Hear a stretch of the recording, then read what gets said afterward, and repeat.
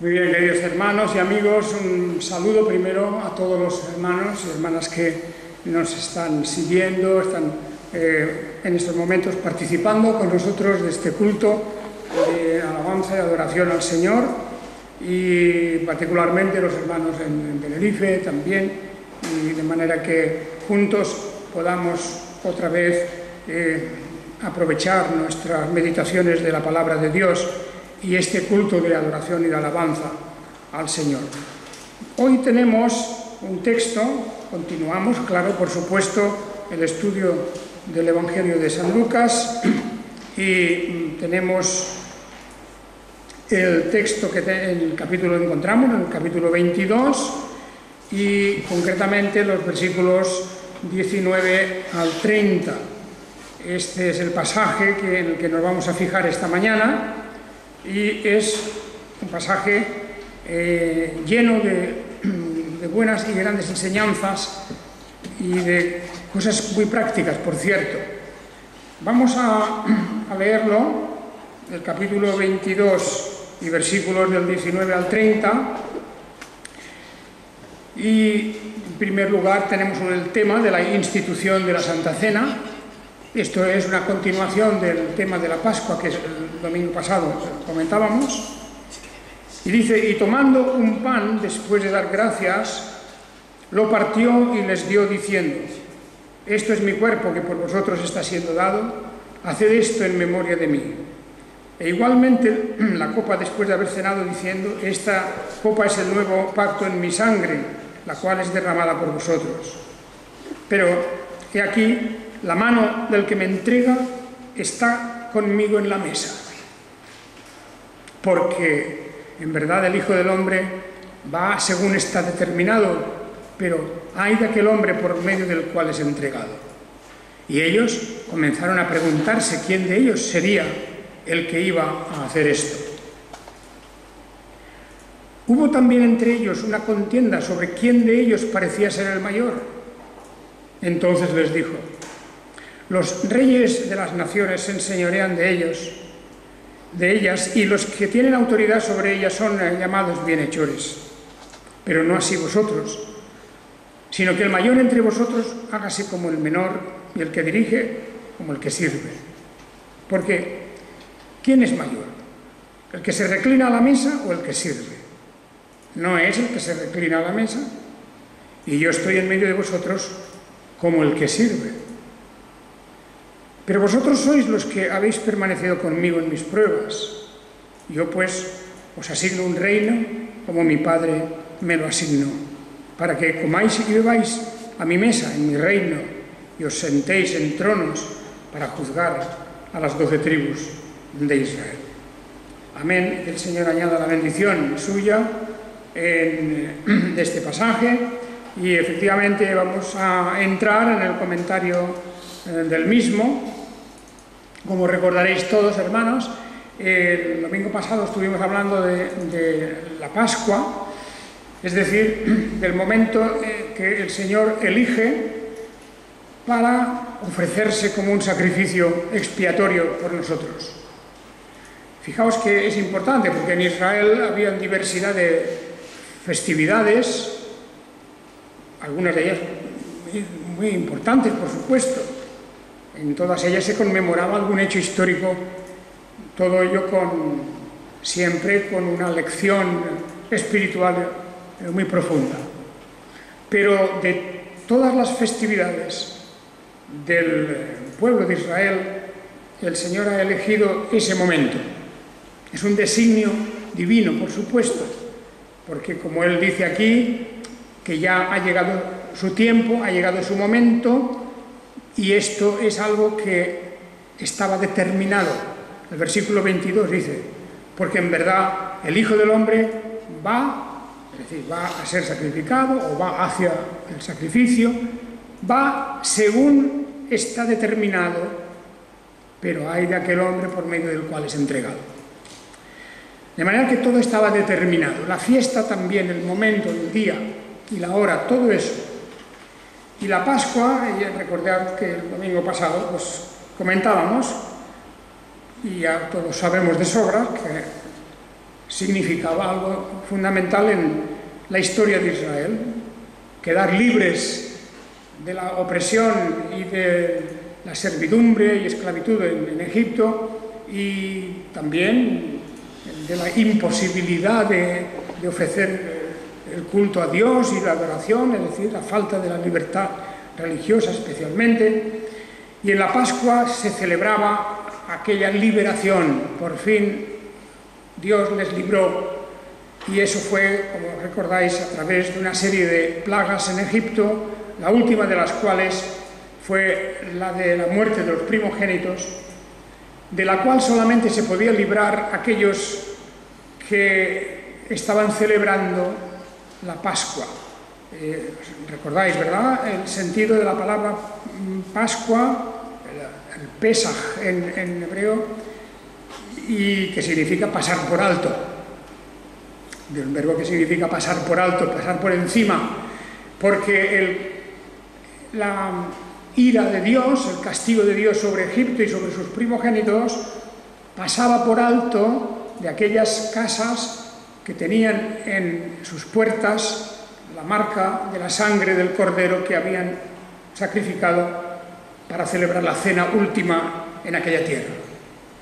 El Señor pasaba por alto, y ahí quedó la palabra Pesaj, y para nosotros Pascua, en inglés Passover, todo esto que significa precisamente que Dios no tuvo en cuenta al pueblo de Israel para ese castigo, para esa terrible manifestación de su ira contra Egipto, y Dios pasó por alto. Bueno, eso era la Pascua. En aquella noche en que estaban celebrando la Pascua, y la Pascua representa todo lo que el antiguo pacto significaba. Era la celebración propia del antiguo pacto. Y de hecho nosotros no celebramos una Pascua, nosotros celebramos siempre la Cena del Señor. Lo que celebramos es nuestra Pascua, porque nuestra Pascua es Cristo, dice el apóstol Pablo. Y por eso aquella Pascua final, última, que se celebra, Jesús y los discípulos están poniendo las bases de lo que es el nuevo pacto en mi sangre. Por eso dirá él, cuando instituye la cena del Señor, dice: esta copa es el nuevo pacto en mi sangre. Versículo 20. Estamos en Lucas 22, 20. Esta copa es el nuevo pacto en mi sangre. Y esta copa es el derramamiento de esa sangre que se va a producir una sola vez. Y por lo tanto tenemos aquí este momento tan glorioso, tan trascendental de la transición del antiguo pacto al nuevo pacto. De manera que se están celebrando las dos cosas a la vez. Se celebra la cena de la Pascua, que es el antiguo pacto, pero al mismo tiempo con los mismos elementos que el Señor tenía: aquel cordero que habían cenado, aquel vino que habían puesto para acompañar la cena, aquel pan que tenían allí también. Con esos elementos, Él instituye una ordenanza que representa el nuevo pacto. Por eso dice, esta copa es el nuevo pacto. Versículo 20. El nuevo pacto en mi sangre, la cual es derramada. Dejamos el antiguo pacto y pasamos al nuevo pacto. El antiguo pacto, que está representado esencialmente por la ley de Moisés, por las leyes ceremoniales, por la multiplicación de sacrificios que en sí mismos no podían quitar el pecado, pero que eran una especie de anticipo apuntando al sacrificio final y definitivo, que sería el de nuestro Señor Jesucristo. O sea que este momento que estamos leyendo aquí tiene una trascendencia especial, históricamente, teológicamente, todo espiritual para nosotros, como desde el punto de vista devocional.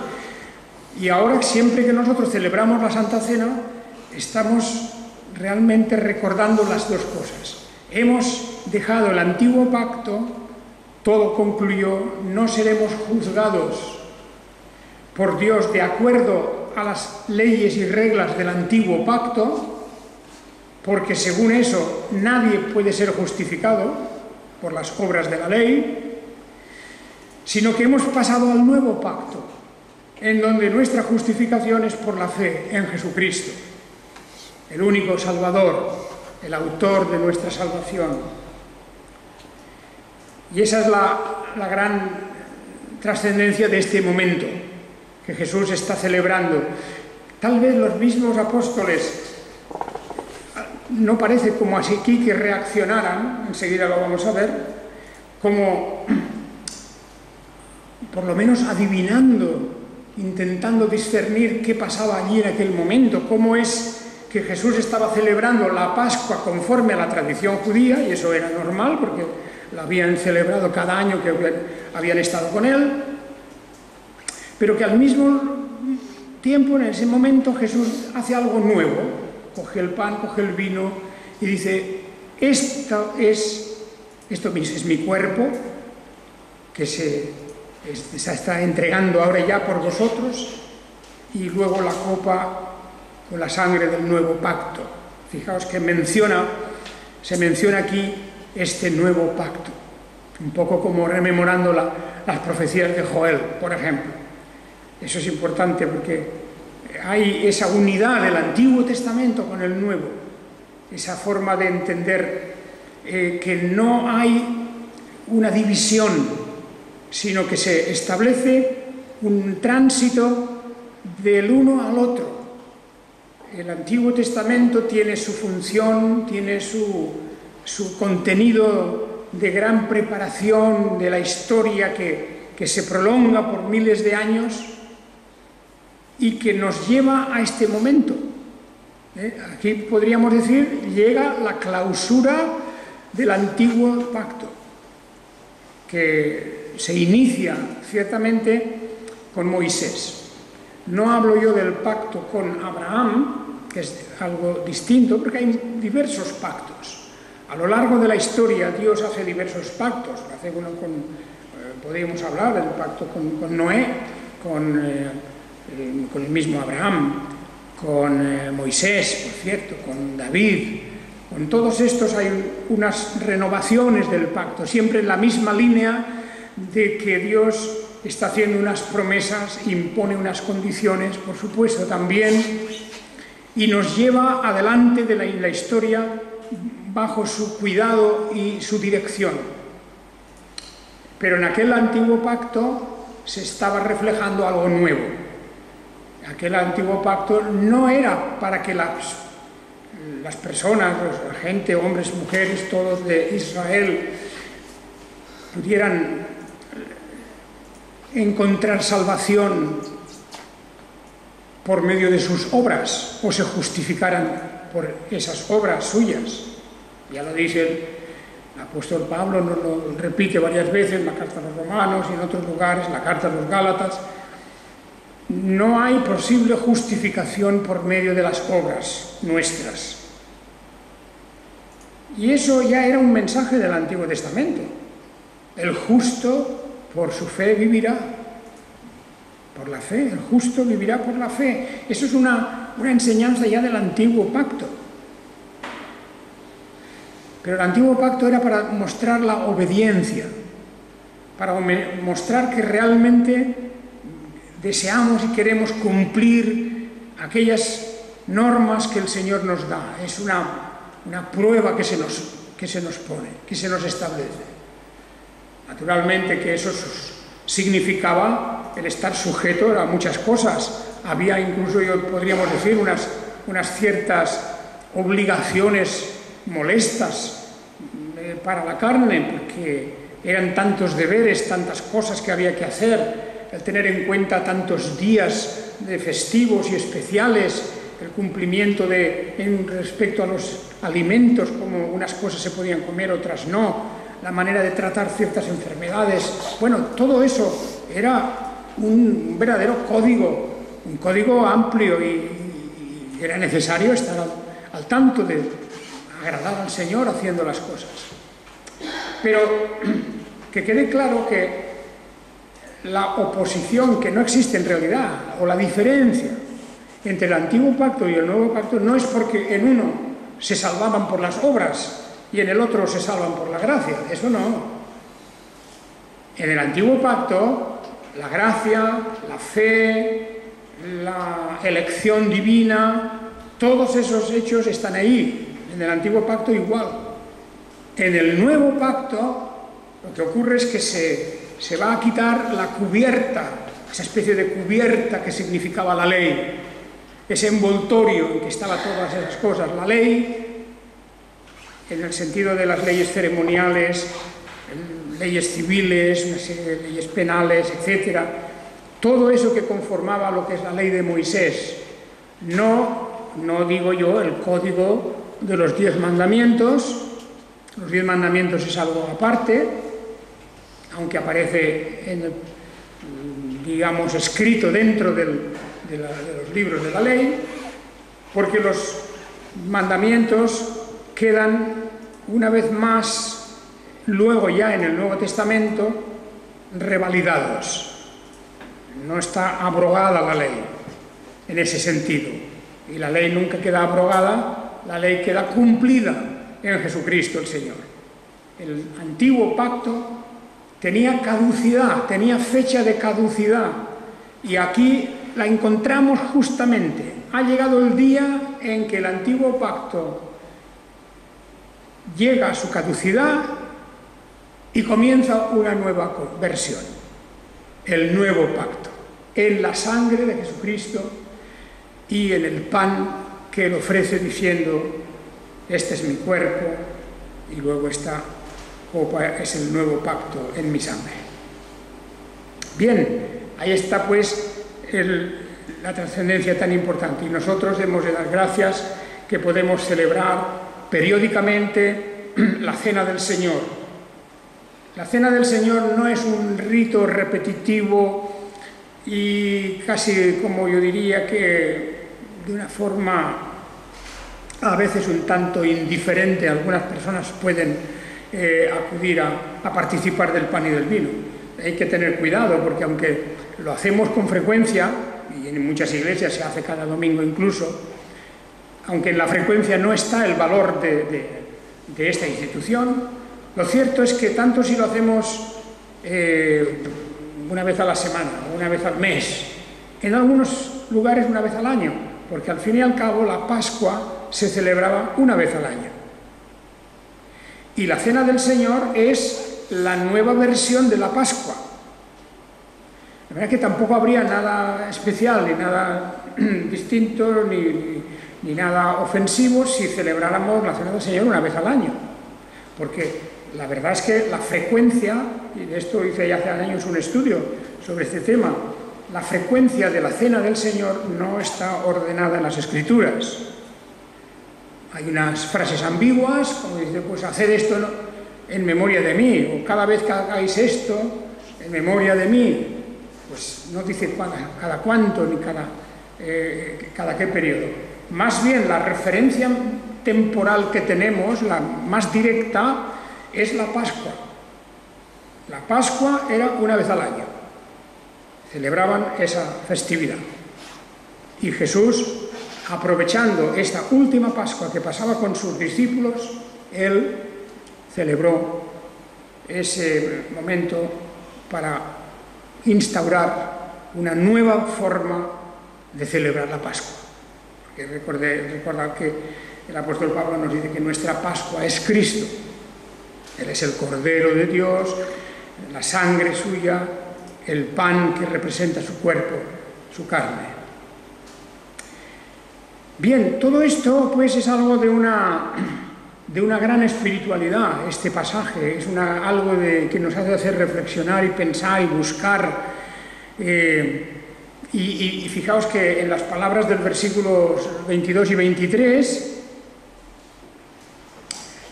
tenemos la declaración que hace el Señor aquí de su generosidad, porque en verdad el Hijo del Hombre va según está determinado. Porque él había dicho: yo he venido a cumplir la voluntad del Padre. Y no se rebela contra esa. Es lo que está determinado. Y aunque a los filósofos y a otros intelectuales a unos les puede gustar mucho y a otros les puede repeler, puede disgustar mucho la idea de que alguna cosa está determinada, es decir, que no hay posibilidad de salirse de ese carril, pues aquí no estamos hablando de cuestiones filosóficas, estamos hablando de la voluntad de Dios. Dios ha determinado en un decreto eterno que el Hijo entregue su vida en una cruz y derrame su sangre allí, y que eso sea la expiación de nuestro pecado. Y eso está en un decreto establecido por Dios que no tiene vuelta atrás. No hay manera de zafarse de él, ni siquiera, claro, por parte de Jesús, ni siquiera la voluntad de hacerlo. Como en su propia naturaleza humana todos recordamos, aquel momento de la cruz fue terrible, no tanto solo por el sufrimiento físico, corporal, pero fue terrible porque el pecado de todos nosotros recae sobre él y él aparece allí como la víctima propiciatoria en el cual se centra la ira de Dios. La paga del pecado es muerte. Y nuestro Señor Jesucristo muere inocentemente, no por su pecado, sino por el nuestro. De manera que es un drama que se está realizando allí, y eso está, como digo, y como dice el texto, está determinado. Y Jesús así lo dice. En verdad el Hijo del Hombre va según está determinado. Pero fijaos cómo su pensamiento ahora, aquí hay un momento en este versículo 22 que hay una transición, porque Jesús dice aquí: pero ay de aquel hombre por medio del cual es entregado. Porque la muerte del Señor Jesús no es una muerte accidental, también podía estar determinada igual y haber sido accidental. No fue una muerte en una batalla, en alguna rebelión de las que en aquel tiempo proliferaban bastante, no. La muerte del Señor Jesús fue un juicio injusto provocado por la traición de uno de los suyos, una manera de dramatizar todavía más el hecho de la muerte del Señor Jesucristo. Uno de los suyos lo entrega, hay un traidor dentro. Y eso, ahora ya nos desviamos un poco la atención, fijaos, Jesús mismo aparta la cuestión hacia este personaje, que ya sabemos quién es, aunque los discípulos se empezaban a preguntar, versículo 23, se preguntaban quién de ellos sería el que iba a hacer esto.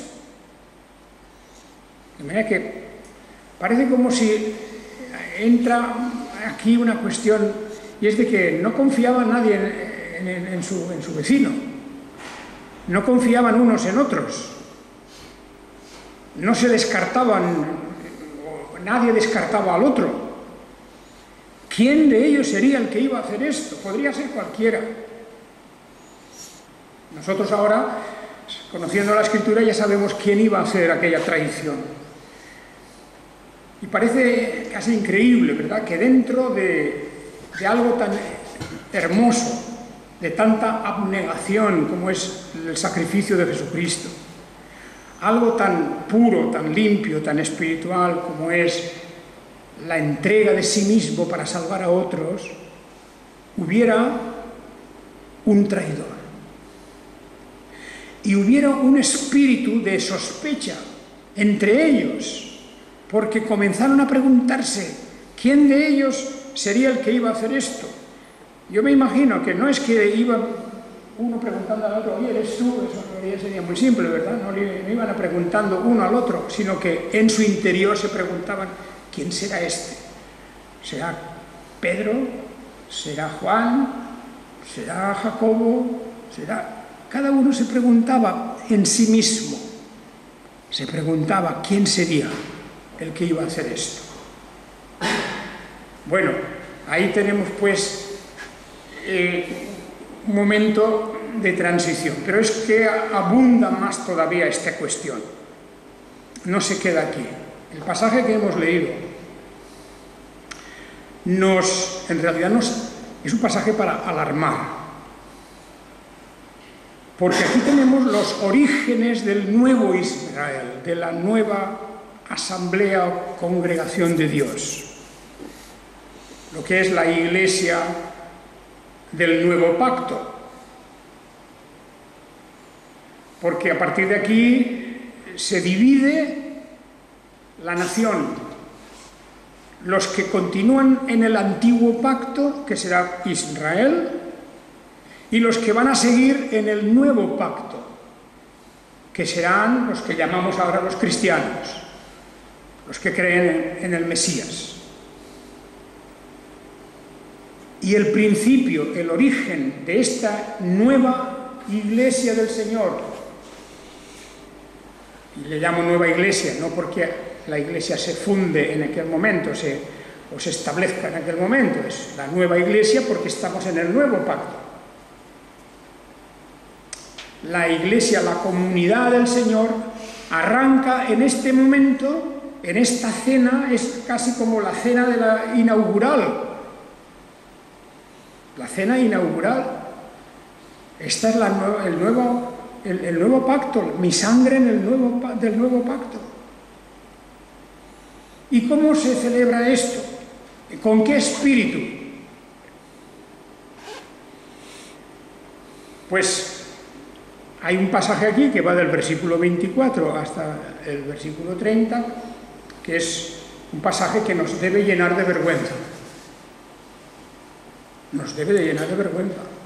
Como hay muchos pasajes en la Biblia que nos llenan de vergüenza ajena. Vergüenza de ver qué es lo que están haciendo en ese momento.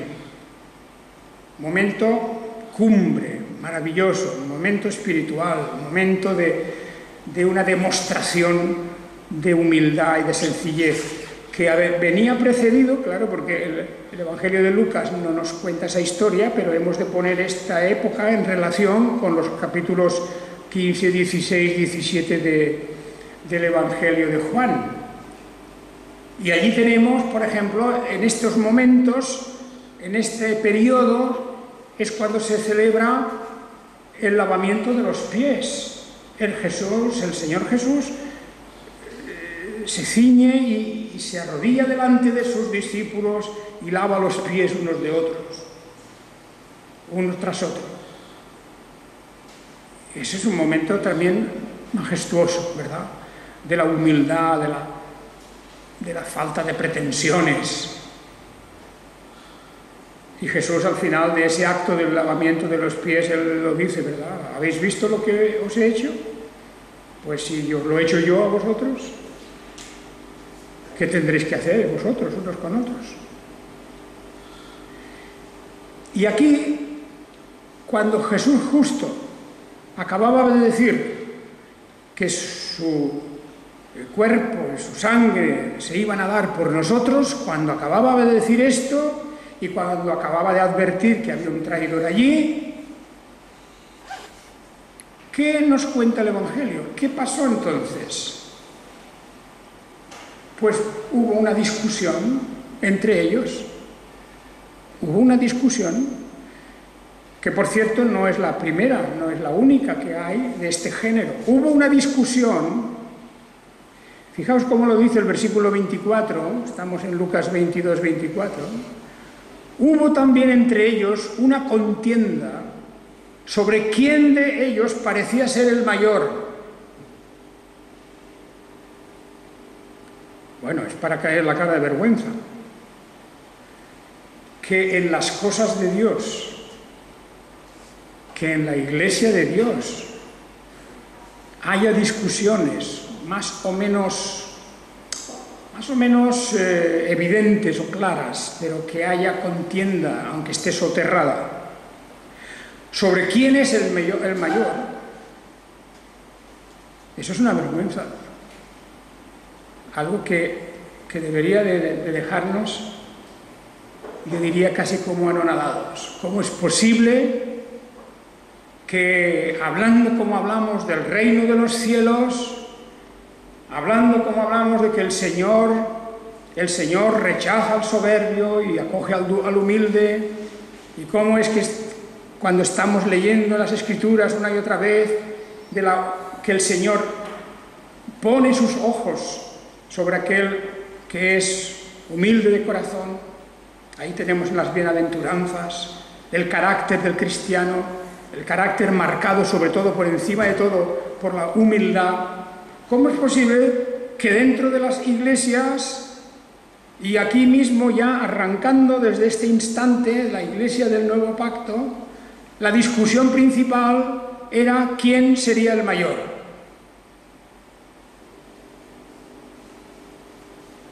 Pero es que, repito, que no es la primera vez. ¿Os acordáis cómo también a los hijos del Zebedeo, también su madre fue para ver si podían tener un lugar especial? Buscaba, digamos, una especie de enchufe, ¿verdad? Diríamos así, en términos coloquiales. Buscaba lo que tanta gente busca hoy en las iglesias, en la política, en las empresas, en todos, en la sociedad. Se busca a ver si puedo conseguir un estadio más alto, por el medio que sea. Y cuando eso lo hace la gente de este mundo, pues casi que nos parece normal, porque la meta que ellos tienen, la meta que puede haber en una empresa, en un partido político, etcétera, pues es subir lo más alto posible, como sea, aplastando al otro, como sea, usando la mentira, usando, en fin, la falsedad, lo que sea. Pero en la Iglesia de Dios, eso es una auténtica vergüenza. Que estos discípulos que habían visto y oído durante 3 años casi las enseñanzas del Señor Jesús, el ejemplo del Señor Jesús, la sencillez, la humildad, el amor, la paciencia, todo eso mostrado en su vida, y ahora resulta que al final, el último día que cenan con Él, se ponen a discutir quién sería el mayor. Y habían candidatos, por supuesto que habían candidatos. Habían candidatos.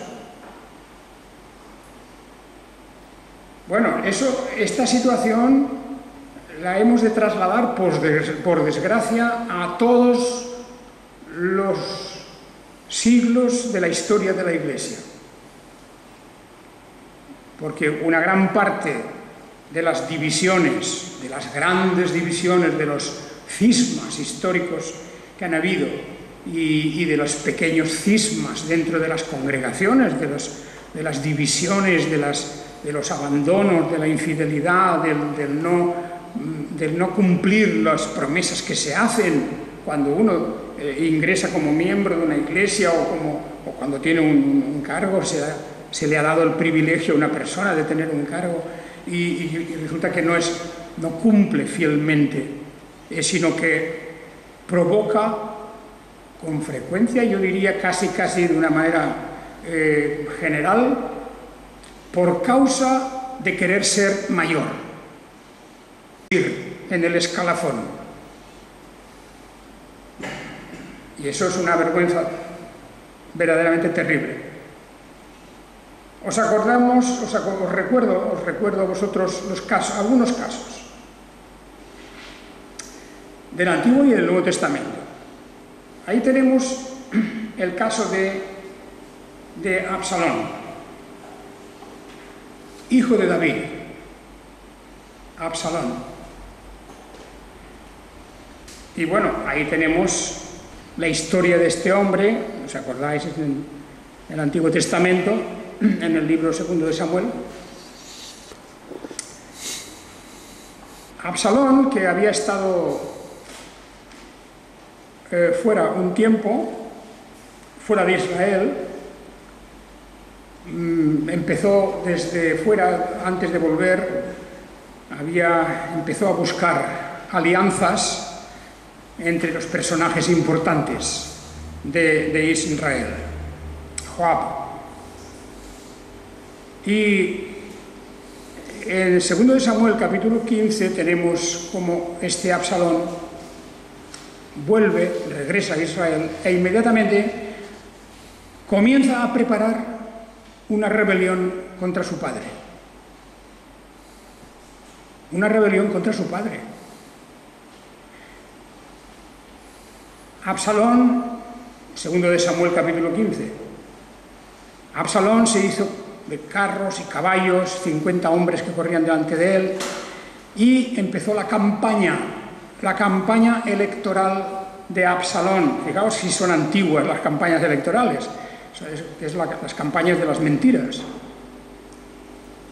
Absalón se levantaba temprano y se situaba a un lado del camino, junto a la puerta de entrada a la ciudad, y a cualquiera que tenía un pleito y acudía ante el rey para juicio, Absalón lo llamaba y le decía: ¿de qué ciudad eres?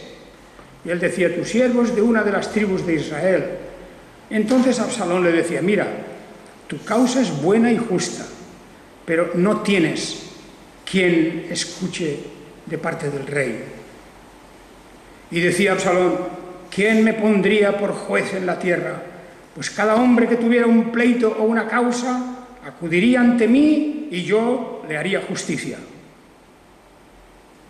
Y acontecía que cuando alguien se acercaba para inclinarse a él, él extendía su mano y lo levantaba y lo besaba. Fijaos la comedia, la mentira, todo lo que está haciendo aquí, y claro, echando por tierra toda posibilidad de que el rey, el verdadero rey, el legítimo rey, su padre, escuchara o hiciera justicia a aquel hombre. Y así iba ganando adeptos. Así obraba Absalón con todo Israel cuando acudían al rey para juicio, y así robaba a Absalón el corazón de los hombres de Israel. Bueno, y al final se sintió fuerte y provocó la rebelión. Finalmente Dios hizo justicia, Absalón murió en una de las batallas. Con gran dolor de David, que amaba profundamente a Absalón.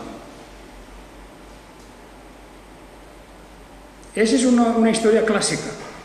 La rebelión de Absalón representa todo lo que puede ocurrir dentro de la Iglesia de Dios, de los que quieren ocupar el lugar máximo y no les importa hacer traiciones, no les importa faltar a sus promesas, no les importa salirse del orden que ellos mismos han aceptado, etc.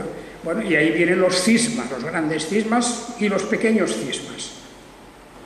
Pero a mí lo que me sorprende sobre todo en este pasaje, lo que me encoge el corazón cuando leo este pasaje, es que los apóstoles, nada menos que los apóstoles, comenzaron a discutir sobre quién era el mayor justo cuando Jesús acababa de celebrar la Pascua y la Pascua del Nuevo Pacto.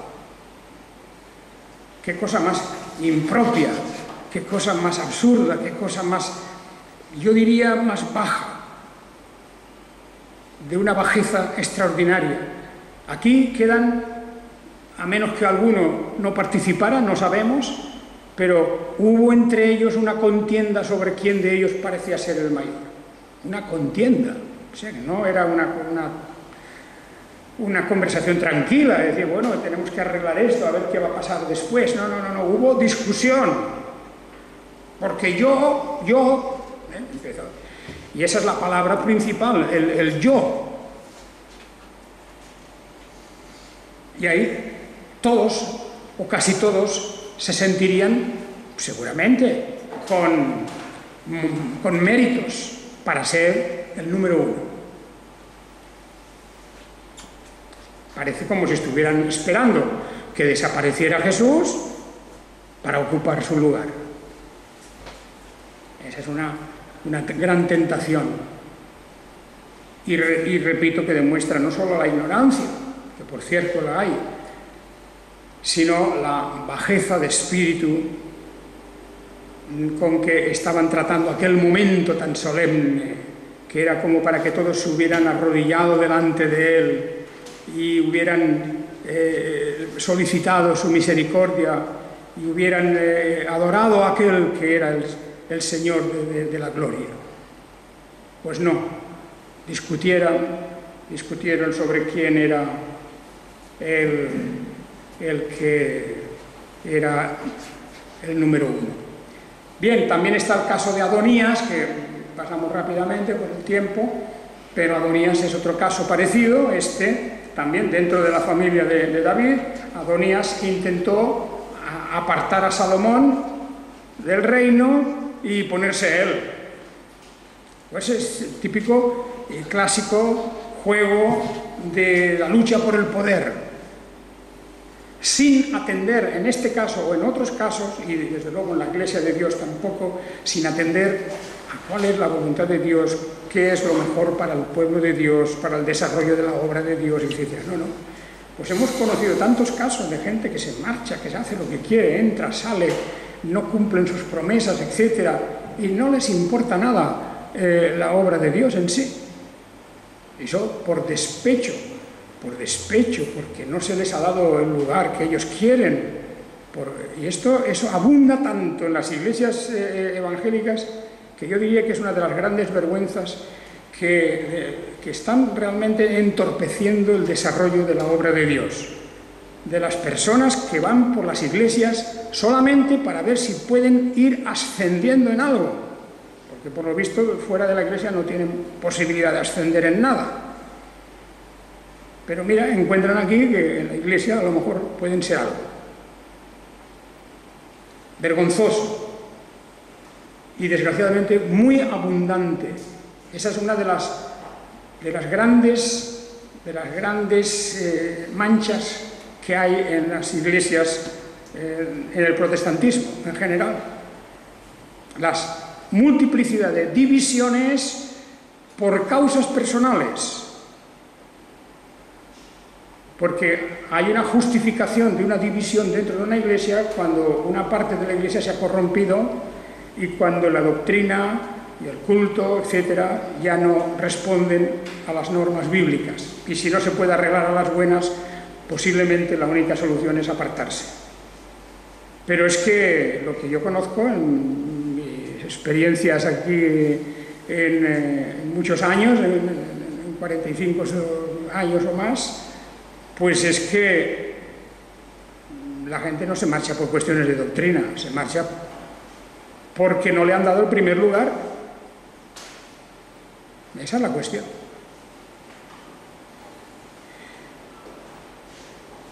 Claro que eso no ocurrió solamente en esos tiempos o dentro de la historia del protestantismo o en nuestros siglos, ocurre siempre. Hemos visto del Antiguo Testamento, Absalón, Adonías y una serie de personajes que salen con las mismas intenciones. Y luego ya después de que Jesús ya asciende a los cielos y la iglesia queda aquí, nos encontramos también quien tuvo que padecer algo parecido fue el apóstol Pablo, que había mucha gente, por desgracia, Pablo y Juan también, el apóstol Juan, etc. Nos acordamos de algunos casos de muchos que los abandonaron, por una parte, abandonaron a un apóstol.